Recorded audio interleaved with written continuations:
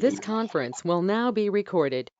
Good afternoon, everybody, and welcome to the Utility Committee for Lake Stevens Sewer District. City of Lake Stevens. It is, we're going to say 4:02 p.m. It's just calling to order for the Board of Commissioners for Lake Stevens Sewer. Myself, Commissioner Lorenzen, and Commissioner Wright are in, well, two of us are in conference in the room, along with Councilmember Peter Shager from Lake Stevens, and it looks like the rest are on the virtual wall, along with the different staff. So with that being said, I turn it over to the chair for the year. It's Councilmember Tangent with Lake Stevens.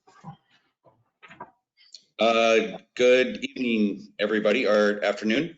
Can we get a roll call? Here. Everybody wants to say it. Looks like, well, I'll say I'm here. Here. Double here. Here. Great. I guess we'll just record those minutes. Everyone.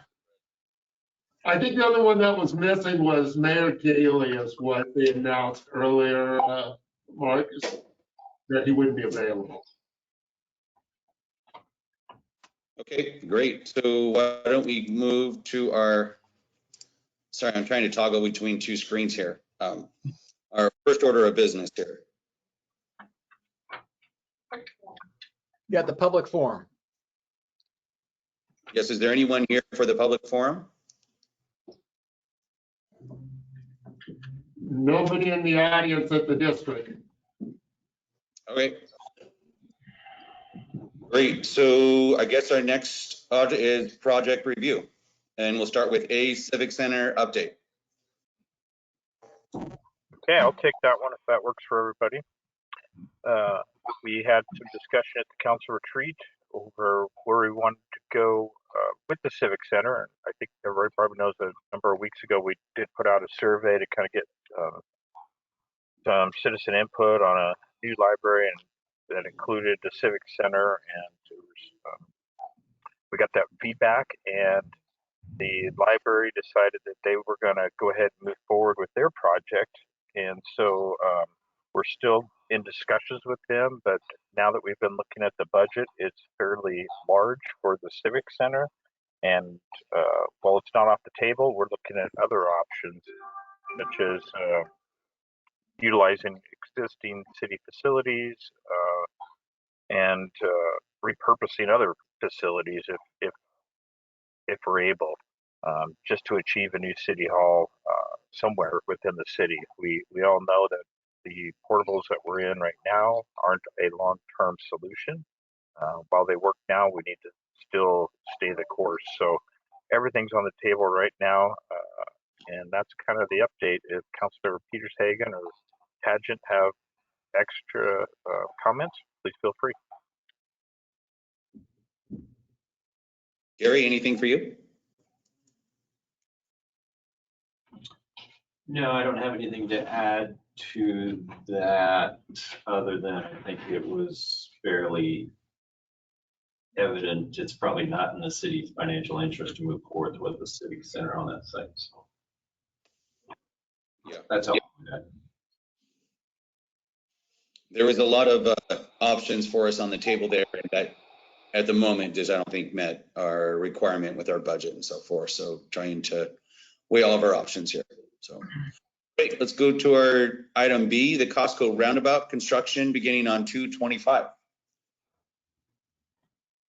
I'll go ahead and jump on that one as well, and then I'll turn it over to Jonathan to do some follow-up on the sewer side of the project. I think everybody's probably drove by the site, with the exception of myself. I'm out of town right now, but it's my understanding that they've moved onto the site to start the roundabout construction.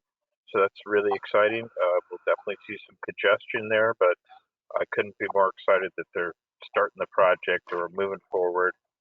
And of course, the sewer is a big part of that project, so I'll turn that over to Jonathan. Okay, and we haven't heard much from WashDOT on coordinating schedules or anything. So I did get a call today asking for an updated phone number for contacting for the pre-con. So hopefully that'll happen soon. But Yeah, it's been kind of crickets from washed out on this project. You're not alone. Yeah. It'll be one of those things that at the last second, they'll come out of the woodwork like, hey, oh, we forgot, but we need you to do this. Yeah, you need to be down here in 10 minutes for this pre-construction meeting. Yeah, Like you guys are supposed to be on the ready at all times for DOT. yeah, exactly. Okay. Let's see, let's go to the third item C, Hartford storm drain discussion. All right, I'll jump on this one as well. The city, as you know, been looking at different options on how to handle storm water in the downtown area. We did do some study work that was necessary prior to doing some dredging work in the outfall channel of the lake. And we got that work done, but with that, we need to figure out what we can do downstream to help move water through downtown and, of course, keep the 20th Street Northeast area from flooding. And, of course, that impacts the lift stations the sewer district owns there as well.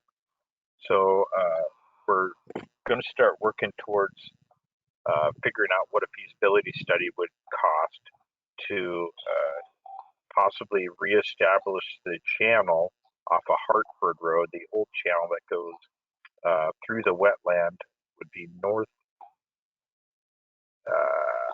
west of Hartford Road, and hopefully create some more storage area and help to move that water through downtown. Right now, we've seen the elevation of the storm water right there at 20th equal to the or level with the sidewalk, and so somehow we've got to move that water downstream faster. So right now that's kind of our game plan moving forward. Open to any questions.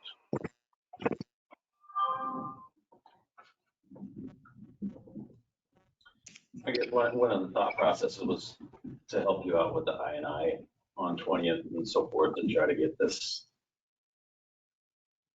a regional storm facility identified to take care of future development for downtown. So we don't have a hodgepodge of storm drainage facilities in downtown, have one, a big one. And at the same time, trying to alleviate the problems on 20th and such. So. Again, and yeah, there's, we'll be opening up a significant portion of 20th Northeast, all the way North Lake to put in City 2's new forest main. So if there's any way we can coordinate any of that work, so we aren't opening up the same portions of road, that would be awesome. When are you looking to do that? Hopefully going out to bid probably April timeframe. And then probably starting work June-ish. But it'll be, we've also got projects going from North Lake to up Mitchell Road, but there'll be,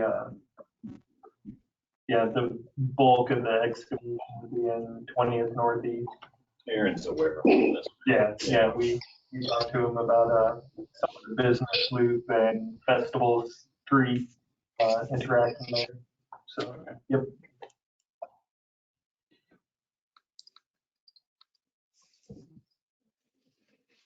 Any other thoughts on that?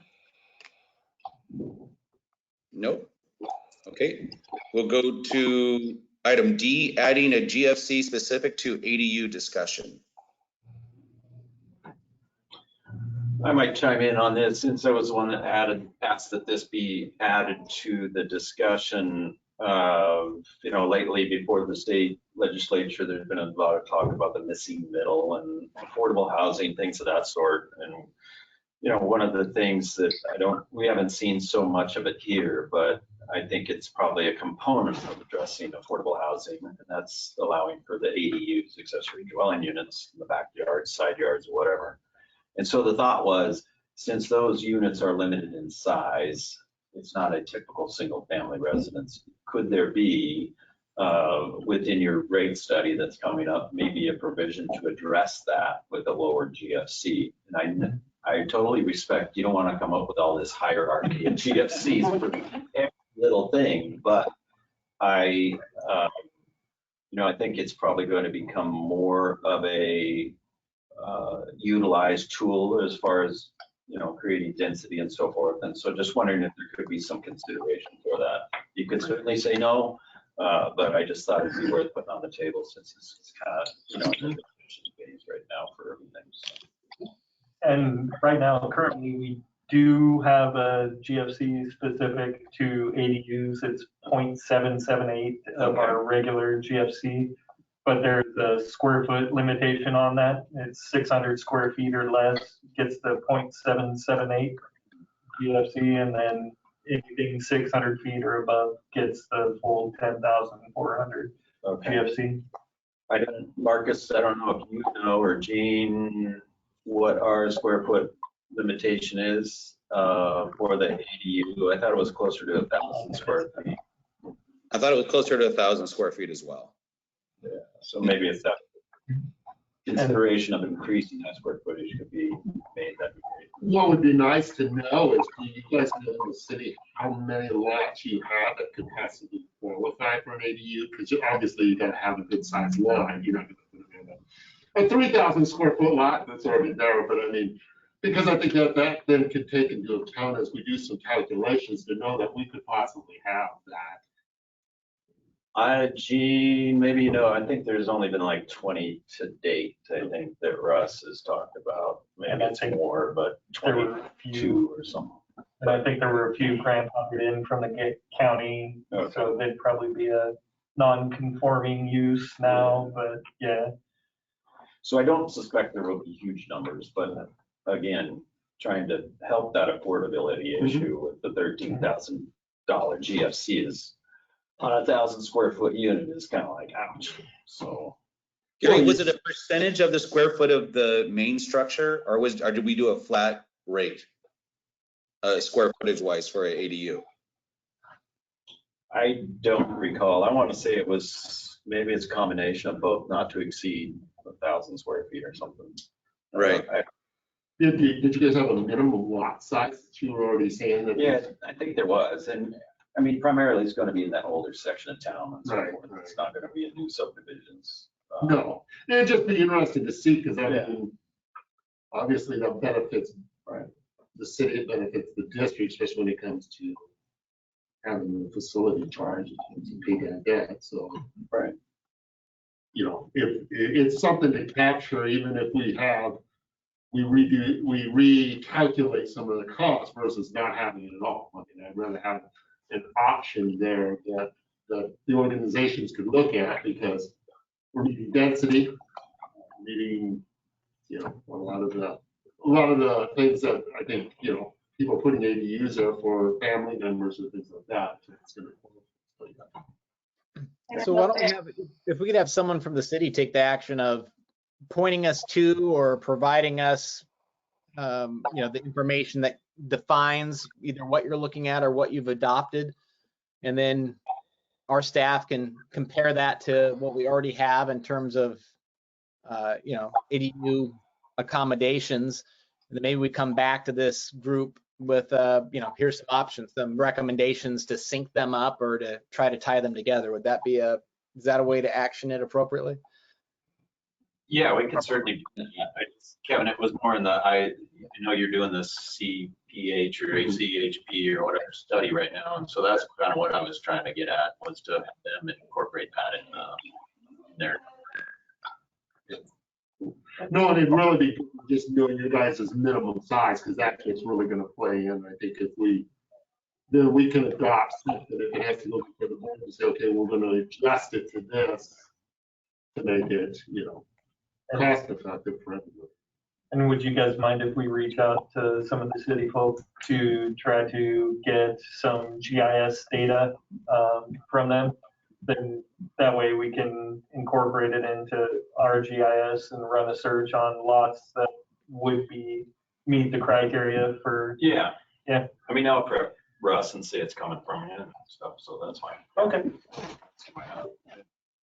And I'll have somebody send over that information about ADUs. So Russ is out the rest of the week, but we'll get somebody working on it. Okay. Thank you. Great. Thanks for taking a look at that for I guess, affordability and looking at accessory dwelling units. Item E, sewer rates and utility tax discussion. All right, I'll take that one. Trying to share my screen here for a second. So as Mariah gets ready to share, this is something we did in a workshop a week ago to kind of get an idea of some of the capital improvements that are coming down the pipeline and costs associated with that, along with the hindrances being, as we all know, we're running out of buildable land. And that's going to have an effect on the, the district, the city, and everything else in regards to rates and everything, because the costs to keep up are going to have to be reflected in rate increase versus the development. So I was just going to say that, Marcus, you can chime in here, but as far as a utility tax from the city, are you talking about that? I mean, we've not talked about a number of revenue generating sources at our retreat, and I don't think the utility tax was near the top of the list. You can correct me if I'm wrong, Marcus, but I don't think the city at this point is considering a utility tax. I don't think that we were thinking utility tax either. We were looking at some other different funding options, and I think we were going to see how those worked out this year. I think one thing that we were kind of looking at prospectively also was like, eventually we're all coming together like this. And we've got a lot of infrastructure needs that are going to need to be upgraded. And if there was a proposal from the city at some time in the future for a rate, like a utility tax on the sewer, how can we work with the city to kind of take those dollars and look at it as putting it in the ground for infrastructure needs and capital replacements, if that's going to be there? I know that like right now, the utility taxes that you guys do capture, you do use for a lot of other programs, but maybe there could be a talk about trying to do that to capture it. Where we're taking some of the existing capital dollars we already have for them, we know that they're going to be far exceeded by everything else that's coming up. And if there was a utility tax put on the sewer, and those dollars go to fund. So we know that we have funding that's going in there, because there's a lot of things I think between the city identified in certain areas that they want to capitalize on and grow. And we went through this study, and I think that Ryan's going to bring it up between the board. And so you're going to see there's a lot of numbers out there. And so I think as Kevin put it so eloquently in time, is turning dials to see which one's going to be beneficial. So I will turn that over. Thank you. Okay, so we did have a workshop on Thursday, and the recording's out there. So I just want to highlight some of those big topics in the first couple slides. And we're going to go into some new stuff that the board hasn't seen yet, so we'll see all together. One of the things we looked at was just kind of trying to define what our principles are when we're looking at rates. We want to maintain the balance between the environmental protection and the affordability. No reduction in the level of service. Definitely planning with consideration of if there's coming from the city in that time frame. In general, we like to strive for fewer rate increases over the planning period, and retiring debt instead of taking on more, and also in consideration of our lower fixed income customers as well. What's your planning horizon for 10 years? Comp plan is 10 years. Well, CIP is 10 years, so the comp plan actually goes out to 2041 to build out of the area. And your rate study, is that 10 years also then? Or is that? It goes all the way out to 2041 as well. Yeah. So, But the study of the C, what is it, CHP or C? FCS or The company that's doing it. FCS. Okay. They're doing a rate study for how far out? The planning horizon goes out to 2041, but since the CIP only can capture 10 years into the future, that's really the focus. Okay. And then we have numbers that go out further, but our confidence, obviously, the further out you go is less.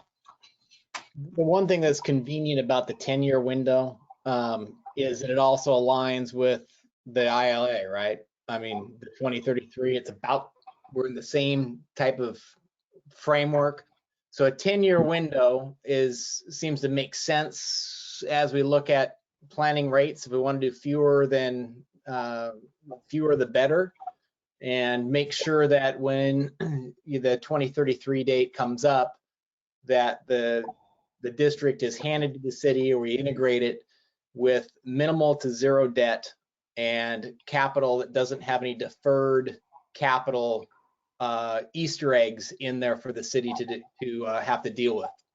The easiest, as Mariah gets in, is the easiest thing for 3 commissioners to do that would be to just kind of sweat those assets, minimize the rate increases just to be able to cover operations, and let it ride and kind of hand the package off. That's not what we're going to do. We're going to make sure that we make the right investments in the infrastructure when they need to be made.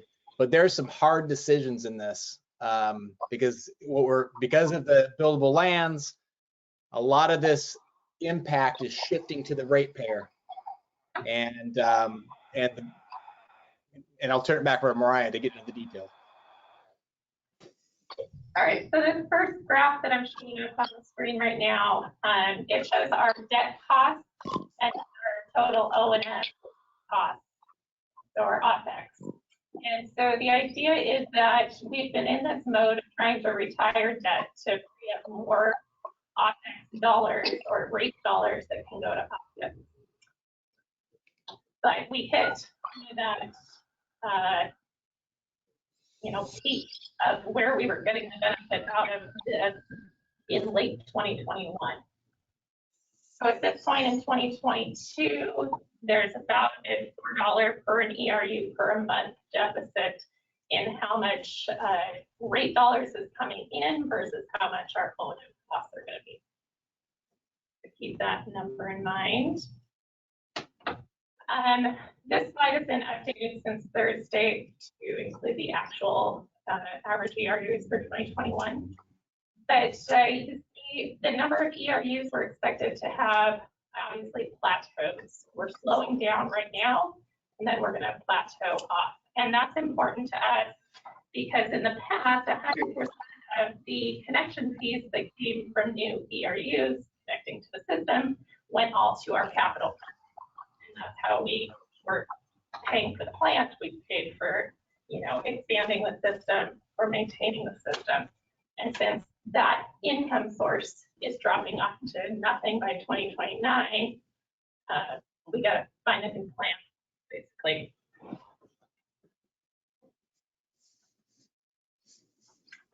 This is our CapEx.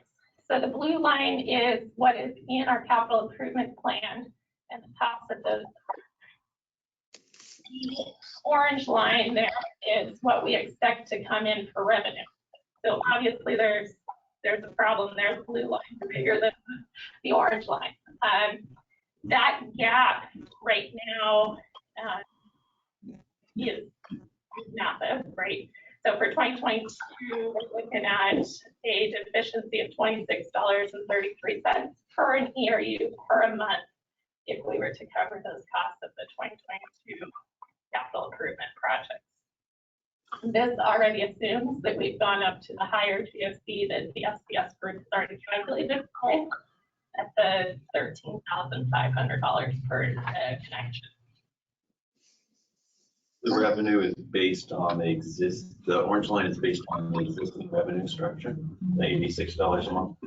No, so rates at this point do not contribute to the capital improvements. Only GFCs are the connections. Oh, I'm sorry. Okay, gotcha. So since connections are dropping off, the orange line also drops off proportionally. Right. So we have, let's see, this one. So I want to break these down a little bit more. These are the new slides that the commissioners haven't seen yet. But so in that capital improvement plan, there is a total of $78,956,520 worth of projects to be capitalized in that CIP. Just an idea, the orange area of that pie chart is the conveyance system. Our conveyance system is getting old, so it makes sense, and that's what also needs to be expanded whenever we need to, get more customers to the system. That general category, just to give you an idea of what that means, that can be things like the comp plan, the plans that are needed for this permit, like the optimization report. It's also for things like the CCTV truck or are included in there.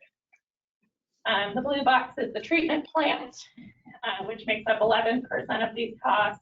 And then 87% of the capitalized costs are the conveyance system, like I said. So breaking that down a little bit better here. So of all of those costs, I want to point out what is for repair and replacement and what is for upgrade and expansion. So this first slide, of all the capitalized costs, 53.5% of it goes to upgrade and expansion. And there's oftentimes that a project can be for both upgrade and expansion and repair and replacement. There's a percentage that could go for both. So for example, this year we're looking at, or next year, sorry, the upgrade of City 1 lift station. So part of that is for capacity improvements, but also for repair and replacement. Okay, so in the second pie chart there, breaking down what are those upgrade and expansion costs. Again, a huge chunk of it is for the conveyance system, that big yellow area of it. So 88% is to the conveyance system, 10% is to the treatment plant, which is those first three categories on the legend, and then 2% to general. When we're talking about upgrade and expansion, this includes $13,327,857 for the Hartford Machias Industrial Area projects. So if we break that down by ERUs, we're talking $900.55 per customer to pay for Hartford for those projects to go in. What was it, about 37?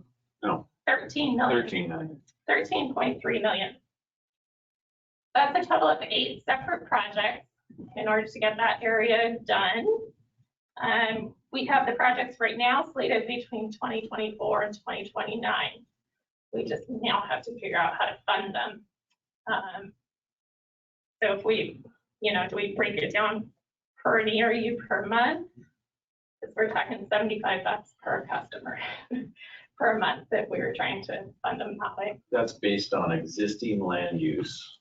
Yes. That's in place right now. Yeah. So the way to combat that would be to provide or allow for higher density. Higher density could provide more customers to spread that rate increase. To bring the cost per ERU down. Yes. All right. Let's go to the other side of the capitalized costs. Those are the repair and replacement, which make up about 46.5% of the capitalized cost. The treatment plant makes up 13% of that. And really that's mostly just membrane replacement.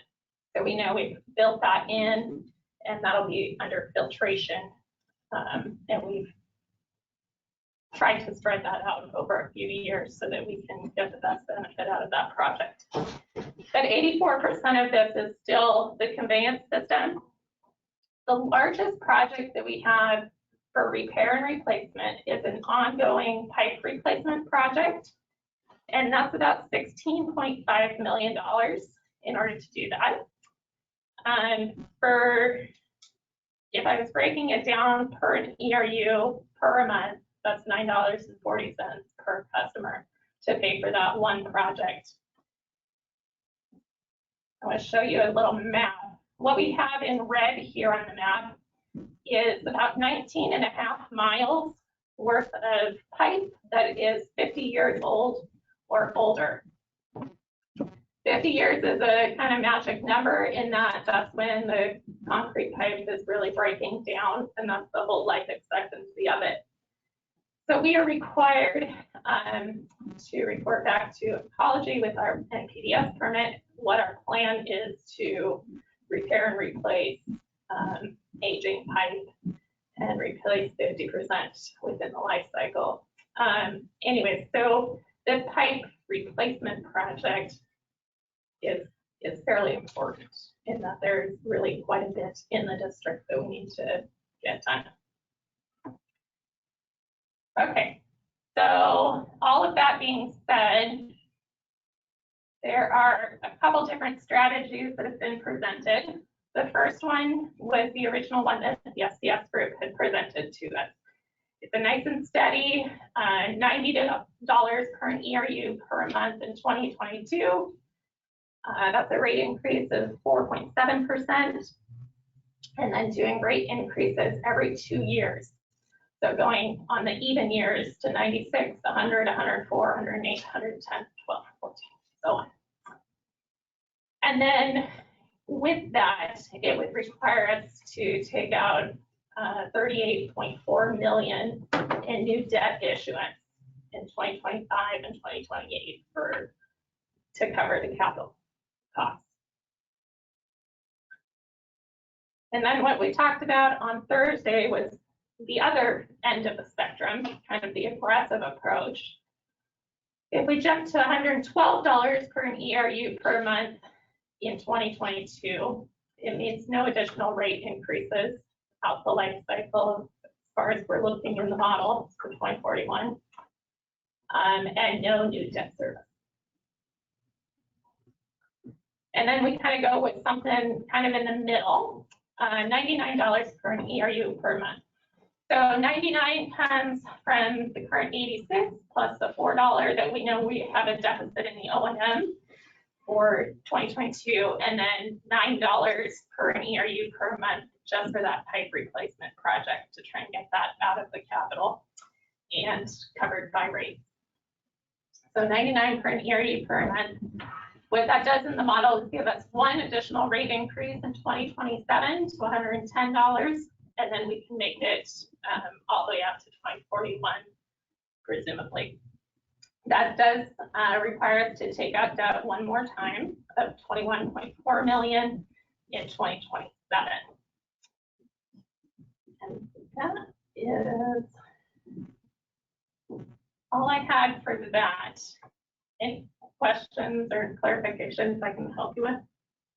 I say if we can put it back up on the board and we can kind of chat a little bit. So these were kind of the strategies. We didn't see the slides yet, but we threw things out there to kind of take a look at, because really what we were looking at was like, there's some costs coming down the line to be able to, and it's huge.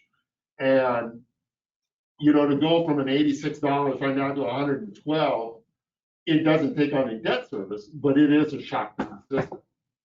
And then, you know, part of the discussion during that time was kind of like, well, if the city was looking at a, you know, a strategy of, let's say they want to do a utility tax on it, can that money come back in to help pay some of the debt? Because in the end, we're both dealing with the same ratepayers, and we're doing the same thing for our citizens out there. Is eventually we're just trying to, it's how do we get there without really shocking everybody? I mean, does it jump up like that? They won't see any new debt service in theory that we're going to take on another, you know, 38.4 million if it was steady right now, or with no other rate increases until that time, which really it puts it out. I mean, I guess to a certain degree, where could you ever guarantee you wouldn't see another rate increase from now until into the 2030s? But it's still, if we'd be kidding ourselves not to think people are going to come out of the woodwork to a certain degree. I mean, but it is in our court as elected officials to take and tackle these issues and kind of take a look at it as a long term.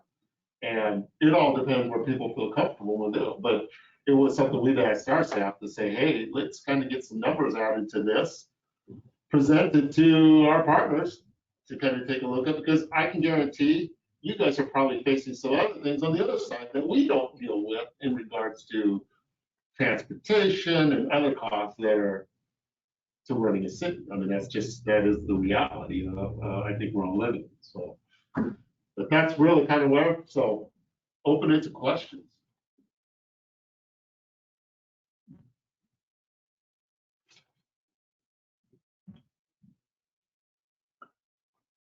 Is Barb still online? Yes. I am. We have some limitations as far as a utility tax, right? No, not really when it comes to the sewer. We've always kind of, just as, an untapped revenue, like everything else we've talked about, we have only ever recommended or suggested looking at a 6%, as that is what the requirement is, or the limitation is for electric, gas, and telephone. And that's kind of what we've done with our garbage and water as well, is 6%. So that's just the number that we have looked at on that. Okay, thank you. Yep. I guess I'd offer a couple things up. One is from a rate philosophy standpoint, existing and kind of thinking about what existing ratepayers should definitely bear the cost of. One is increased in your standard operation and maintenance, your day in and day out operating expenses, the $4 that Mariah talked about at the beginning. That piece to maintain the existing system that's serving existing customers, existing ratepayers, no question about it. That seems to be an easy one to put in that column of existing rates, right? Ongoing capital, we need to replace pipes in the system that's existing. We need to upgrade pumps in existing lift stations, existing infrastructure, capital costs associated with existing infrastructure to support the existing ratepayers. Easy to put in that column, right? Should be borne by existing ratepayers. Where I get a little problematic is where we talk about expanding the system to new folks or new areas of the community and largely having those expenses borne by existing ratepayers, either through debt issuance or through, direct payments. That part doesn't feel right to me. And how we've solved that in the past is the connection fees, right, have paid for the expansion through those developer agreements and other things. So it's been clean up till now. We've kind of tapped out those sources like Mariah had walked us through. And now we get to this expanding the system on the backs of existing ratepayers, either through debt or through outright rate increases, causes me some consternation. So I just wanted to share that in terms of transparency. So that's one thing. What should fall into existing rates? New stuff. Got a little challenge with that one. I'll set that aside. That's kind of my one area that I've been grappling with since our workshop. And since I've woke up thinking about it, I'm hoping some of you all will too. The other piece of it is the use of debt. I philosophically would prefer not to use debt at all. However, it might be needed in some situations. Where I think it is inappropriate to use debt is those pipe replacements. We're going to have to replace those pipes every year from now. You could probably make the case in perpetuity. There's going to be a certain amount of pipe replacements for now for a long time. Certainly for the 10-year planning horizon, without a question. And so using debt for capital improvements that have return over a long period of time, but isn't going to be needed again and again and again. That's not going to happen in perpetuity. It's a one hit for over a multi-decade type of thing. Appropriate use of debt. Debt for an ongoing facility replacement feels like that should be more borne out of the rate base than if it's going to be in perpetuity than trying to get one-time monies and try to spread it out. Otherwise, I just think it's an inappropriate use of debt. So that's so for expansion, it still goes in the back of ratepayers. I still have the problem with the first thing I brought up, but from a debt standpoint, if it's net new and it's getting new customers and that extends over a period of time, And then then the third thing that I grapple with and is back to what Dan says. And this is, and Marcus, I think even you and I have talked about this a bit as well. The city has an orientation towards growth and commercial piece, and the district, of course, it's easier for us on residential, right? Because of how the rate structures. And this is one of the things that naturally kind of puts us from a rate philosophical standpoint, is an area of potential conflict. And so on this net new pieces, like let's take Hartford. I mean, $13 million across 14,000 ratepayers, $900 hit on everybody, whether you spread it over time or don't, do it with the debt or don't. That feels wrong to me. But maybe that investment allows the commercial activity such that the tax base goes up. And so now I'm stitching back to Dan. Maybe there's some additional monies that come in where it doesn't get borne by the ratepayer, but it still allows us to move forward with, increasing commercial, and we can do it through a different source of revenue because we've built it in, they've come. So anyway, there's some thoughts that, and we aren't done with this, but we've got some handles on some ideas. We understand the wheels that, what dials there are to turn. And I don't think we're going to walk out of this meeting with yep, let's do X, Y, and Z, and we're done and dusted. But this kind of puts it in your folks' hands to start thinking through this and coming up with ideas, and we continue to work through it over the next few months. So let me stop there and see if that spurs any additional conversation or whether it's helpful or not. I guess I would ask, if you were to take Hartford out of the equation and getting away, I agree with 90% of what you said there, Kevin. I think the Hartford equation, since that's kind of a standalone area, should probably be held or facilitated through some sort of LID process to let those benefiting parties pay for it versus the overall system. There's maybe there's a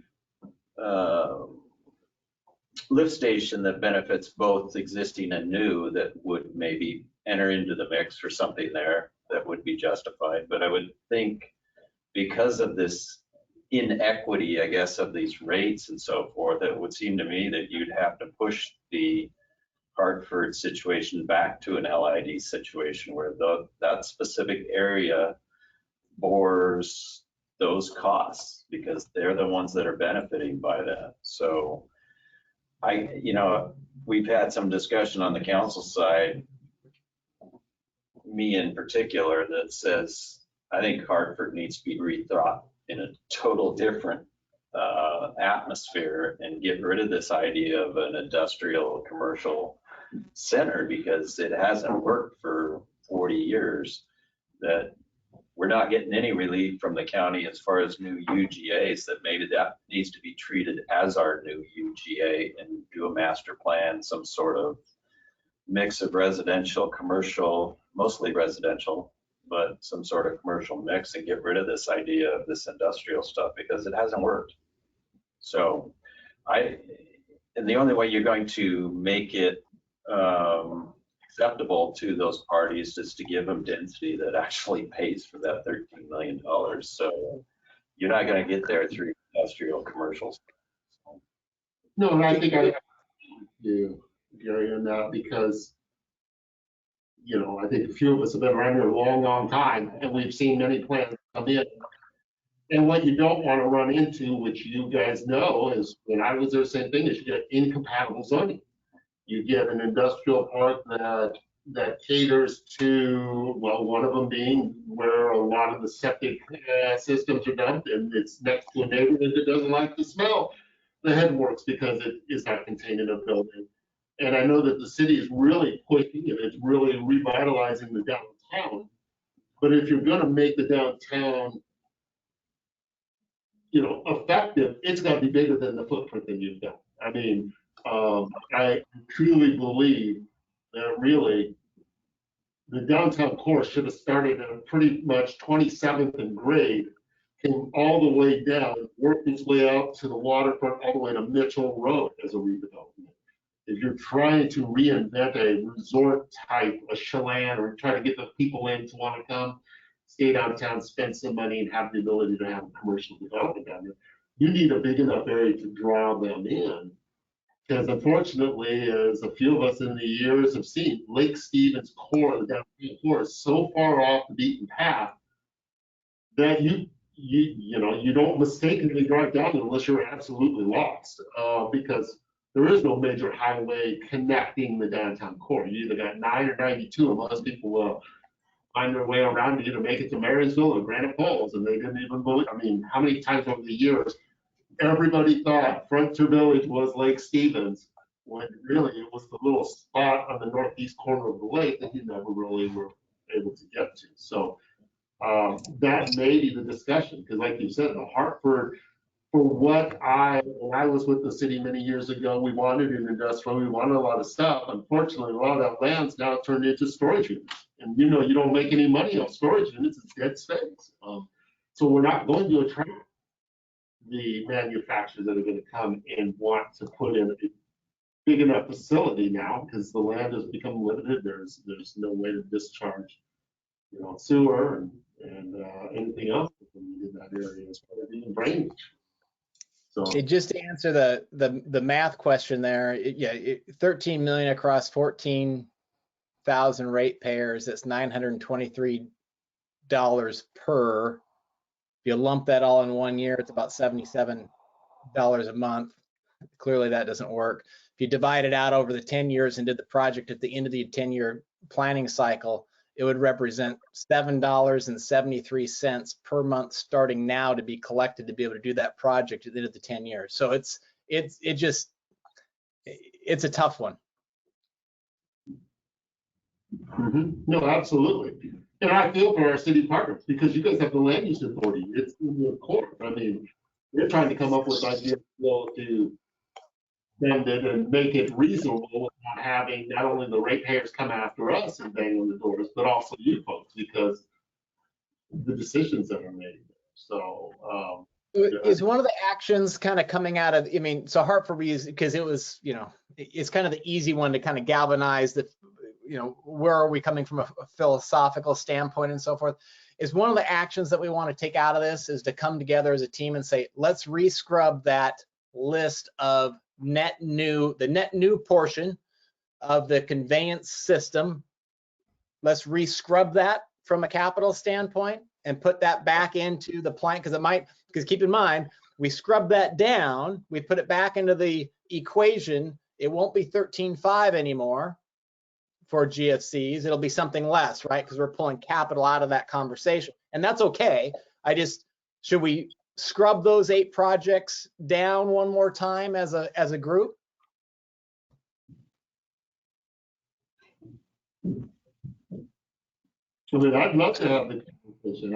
I don't know what you guys have as a city, but really committed where you want to put the pipe in the ground, or what you have committed as far as that area, and if it makes sense, like you're saying. Is it easier to tell the folks in the park for this, say, if that's what you want to do, it's going to have to be done on Machias area through an LID, Marcus, when we were first talking about this activity, we were talking about a much lower number to facilitate Hartford, right? Yeah, and keep in mind, the other part too is there's so many marijuana producing down there, we get 0 from that as well. So that hurts revenue generation from that. But when we were first talking about it, I think the number was, I don't know, significantly lower, but it was lower. Yeah. So I guess that, maybe that forces us to have that discussion again. I was in the minority as far as trying to create that as far as a new UGA. Everybody looked at me like you're crazy.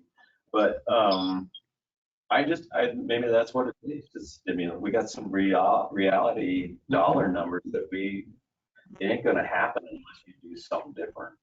No, absolutely. So I think density it's the thing that none of us being neighbors want. Nobody wants an apartment building, but that's kind of the reality of where we're at, is we just need density. I mean, we have proposed 5 expansions to our urban growth boundary area. The only one that the county is supporting is 3.3 acres, Wow. which is existing industrial area that Russ tends to think is more of a mapping error than anything. That quarter acre. Yeah. No, it's by the Ellis down on 20th, I think it is. Yeah. Or not 20th, but what's 18th or 17th, 16th? 16th Street takes you down towards, I think it's right in there. Okay. That area. And so, I mean, the county has not approved urban growth boundary expansion in 20 years under growth management. So they're not all of us, and they've already told us preliminarily, no, no, no, and no. And so I don't expect some revelation to happen here on March 10th, whatever it is, the buildable land study or whatever. So we're back to square one with, we ain't got nothing. well, and I think that's driven in part by the state going to the counties and saying, hey, we want even more density in these cities. I think that's their way of just doing it, is just saying, you know what, we don't think that the cities have infilled enough to the degree that maybe King County has done into Seattle. And because when we really look at what the Sound Transit Corridor has done to the Linwoods, the Terraces, and even up north, I mean, when I drive into Arlington now and see the apartment complexes that are going up, because they're an I-5 city and they're forcing a lot of the density along those things, that was their way of also kind of telling us cities in the area that may not be an I-5 city, but you know what, we want you to be even more dense, and we're not going to allow it. Yeah. Hey, one question, I guess, just to kind of help me wrap my mind around from a city's perspective. So set our little legal issues aside for a second, and let's just, for the sake of argument, say, you know, we're going to have this thing merged based on the unification agreement in 2033. So roughly 10 years out, how important is it for you to receive an entity that's debt-free or darn close? What value do you place on that? I mean, to me, I think it would, I mean, huge accomplishment, one of the few sets of infrastructure that wouldn't have significant debt attached to it, give you a lot of room to be able to navigate, and would make you financially stronger, blah, blah, blah. I think there's a bunch of positive things, but I don't know, that's me, right? Kind of the anti-debt guy. Does it have the same value, or how do you think about that, or do you think about it? Well, like you said, the pipe and replacing pipe, that's going to go into perpetuity. So that's always going to be a need. That's always going to be something that we're going to continue to pay for, whether we're merged, not merged, whatever it is. Yep. So for me, I think having the areas that are important, and I think Gary, I was with Gary on that too. I think we need to relook at Hartford and figure out there. So I think there's some planning the city needs to do on Hartford to find out if that's really what our plan is out there. Okay. All right. Well, I don't, and again, I want us to come together. If we're going to relook at that capital list and plan, you know, I don't want to just be a district. I mean, we probably should come back, look at it. If we want to set Hartford aside for now and say, okay, hey, this is something we're gonna pull out for now. Maybe there's some other things in here. We can rerun the numbers and come up with a couple more scenarios, making sure debt's focused on only net new or not at all or what have you, and try to start narrowing this down. But that input is really helpful to me to know that, okay, I understand where you're coming from, see if it's in perpetuity, it needs to be born. Okay, great, let's put that on that end of it. But I think that capital scrubbing one more time, fresh look, both teams, I think needs to be actioned. I think to answer some of your question, Kevin, I think, you know, there's an acceptability of receiving some debt. The unknowns are when these unexpected things like regulation requirements come into play, when you gotta go into debt in order to pay for this stuff. So there needs to be room for that to happen, because there's no doubt we're going to be faced with higher regulatory costs in the future. But when that big nugget comes, you got to be have the ability to go into the debt mode in order to pay for it. So, but I think there's a realization that, you know, there's going to be some baggage that comes with this. I don't think the city would expect a debt-free district. I mean, that's not probably an efficient use of dollars to keep an operational system going. I would agree that the one place I can certainly wrap my head around is the Department of Ecology decides, you know, we're going to be net zero in everything, you know, or change the output requirements like they have. That's certainly something that over a certain amount of monies would absolutely have to be spread across a longer term. And kind of back to the philosophy I said before, if that's going to go out over, you know, a long period of time and have benefit, then appropriate use, because frankly, there isn't another way to do it if, you know, you're facing a $20 million in year type of situation. Okay. So who, I guess, Jonathan, who did we work with before the city? I assume it's Russ and team and what have you on the Capitol. So sounds like when Russ is back, that might be something we need to come together and say, okay, let's take a second look and come up with some recommendations maybe. Mm-hmm. With these new numbers, I think, and Marcus, correct me if I'm wrong, but I think we could probably make a case to the city council to say, you know, we've got some new information that tells us that we got to do some homework here, and that what has worked in the past probably won't work in the future. That we could have a little special brainstorming session. I think both of our teams kind of with the work that Mariah has done with FCS kind of tells both groups that we really need to have a shared vision moving forward, and any deviation from that is going to have a pretty big impact. So I think that would definitely be helpful. Well, I think we've all got some work to do on this topic. Now that we kind of see the numbers and know what's going on, I think there's some adjustments that need to be looked at for everyone there. Mm-hmm. And make it so hopefully there's something a little more palatable for the people of Lake Stevens when it comes to sewer rates. So. No, absolutely.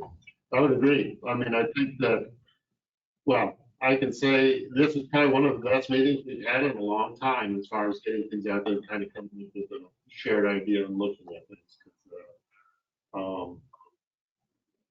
You know, we're in this together. We're in it together. I mean, no matter who turns the dial, it affects somebody. So we have to come up and we have to be unified in the way we're tackling the process and the problem. So I mean, you know, and I think one thing that's really kind of put it in perspective is the lack of growth that County is really going to let cities move beyond their current into the root of it. That I think a lot of cities 10 years ago thought, oh, it's a guarantee. We're moving into these RETAs and we're going to be fine. And that's not what's happening. So I think the one benefit of this, looking at it, is Lake Stevens still has some redevelopment that it can do with some of its land in certain areas to make these things happen. And still, you know, capture some dollars to a certain degree. But I think the days of thinking that it would be like in Arlington or Maryville and some of their industrial parks and areas, I think we're just too far off the beaten path that Arlington has, you know, I mean, look what Arlington's got. They've got a municipal airport, and Maryville's got it. I mean, they've got great access to freeways and everything else. I mean, we're unfortunately as a community hamstrung by a federal highway that can barely get 10 cars across the bridge in the morning in the evening time, and 9 isn't much better, you know. But isn't that our strength? I actually think that's what makes Lake Stevens the gem that it is. It is a gem. So if we could consider a different vision of, instead of looking industrial, you know, where Lake Stevens' true strengths can be, because that Hartford area it's not gonna draw big trucks and it's so inconvenient to get to. So why can't we rethink the areas that are accessible, for your density? Can I just ask one question to the city? So I've seen a lot of stuff online that it said the city is gonna do a sewer tax. So you're saying there's no sewer tax? Because to me, that's a huge consideration in which.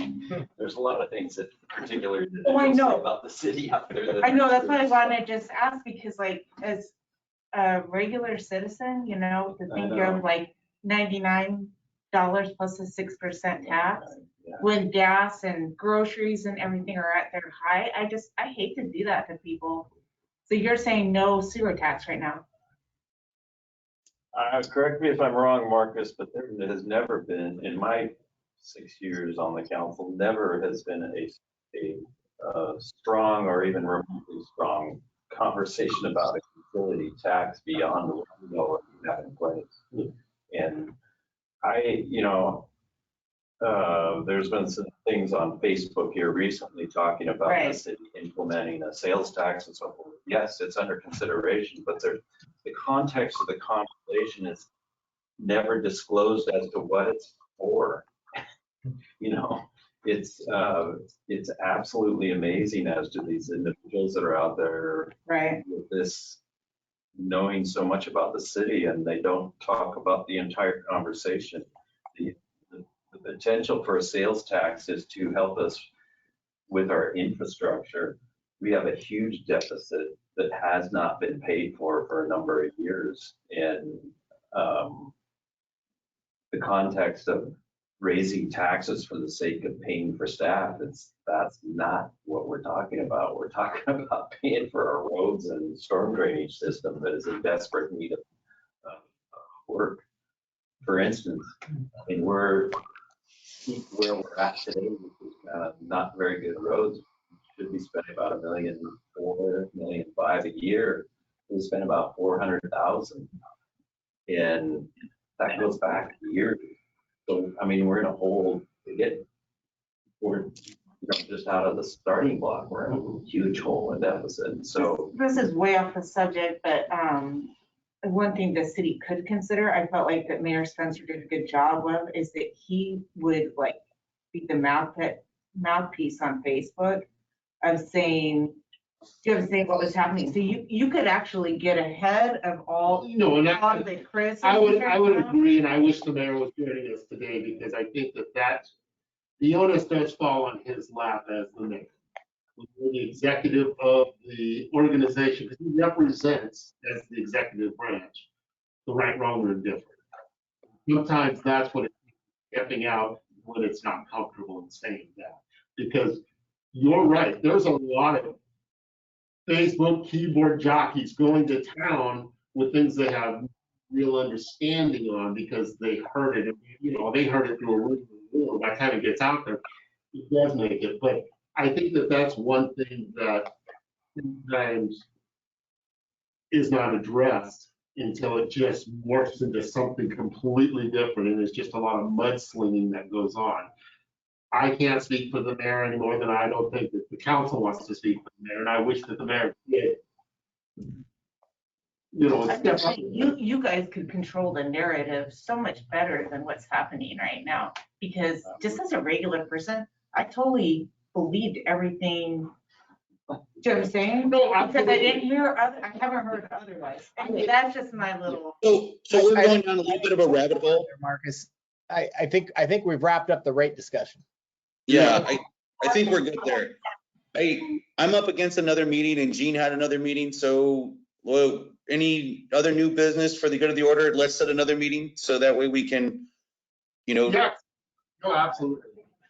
We do have to approve the minutes, but I think that it would be something that, let's set another meeting and continue these talks. I think this is good. So we do have meeting minutes in front of us, Marcus, for, we didn't Can I do get a this. motion to approve the minutes? So, did you want to approve those? Can I get a motion to approve the minutes? I'll make I a will make motion to approve the minutes on Can I get January a second? 25th. I think it's been first and seconded. Great. All in favor?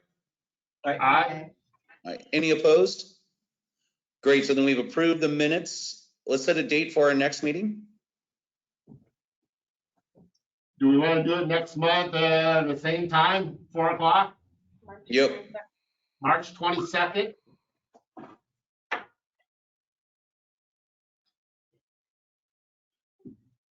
I'll put it in there. I can make that work. Anyone have anything quickly for the good of the order? Nope, Great. Can I get a motion to adjourn? so moved. Great. So now we turn it back over to the sewer district. Okay, I'd make a motion if the board members are done, I'd make a motion that we adjourn. Any second on that? Second? Sure. All in favor? Aye. Aye. Thank you, everyone. Take care. Thank you. Thank you. Great meeting.